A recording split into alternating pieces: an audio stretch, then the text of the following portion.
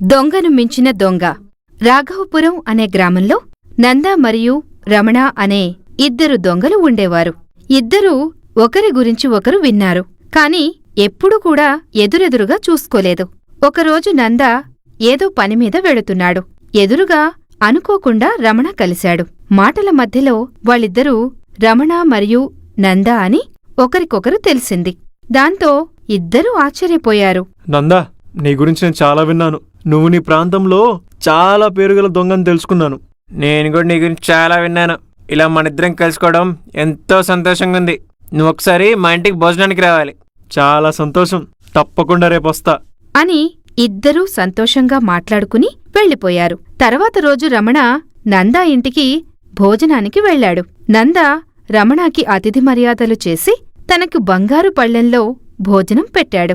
ఈ పళ్ళెం చాలా బాగుంది, దీన్నెలాగైనా కొట్టేయాలి అని మనసులో అనుకున్నాడు.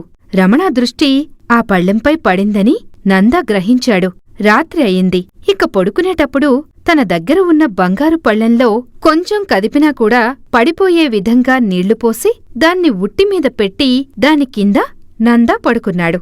రమణ ఆ గిన్నెలో నీళ్లు ఉండటం చూసి, అమ్మో, వీడు చాలా ముదురు, దీన్నేమాత్రం కదిపినా ఖచ్చితంగా నీళ్లు మీద పడతాయి అని మనసులో అనుకుని కాసేపు ఆలోచించాడు. తర్వాత బయటకు వెళ్లి చాలా బొగ్గులు తీసుకుని ఆ బంగారు పళ్ళెంలో వేసి చూశాడు.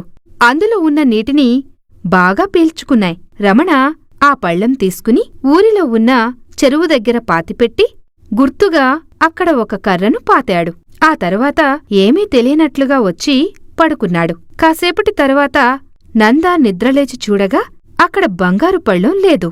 దాంతో ఇది ఖచ్చితంగా రమణ పనే.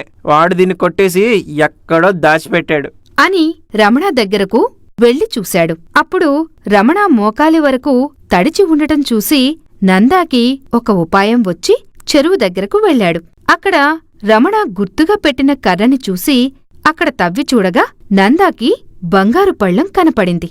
దాన్ని తీసుకువచ్చి మరలా ఇంట్లో పెట్టాడు. ఉదయం లేవగానే రమణకి బంగారు పళ్ళెం కనపడింది. అది చూడగానే రమణ ఇలా అడిగాడు. నందా, నీ దగ్గర 2 బంగారు పళ్ళాలున్నాయా?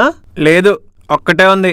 ఇది నువ్వు నిన్న చూసిందే అని చెప్పటంతో ఒకరి గురించి ఒకరు తెలుసుకుని లోలోపలే నవ్వుకున్నారు. ఈ కథలోని నీతి: ముల్లును ముల్లుతోనే తీయాలి.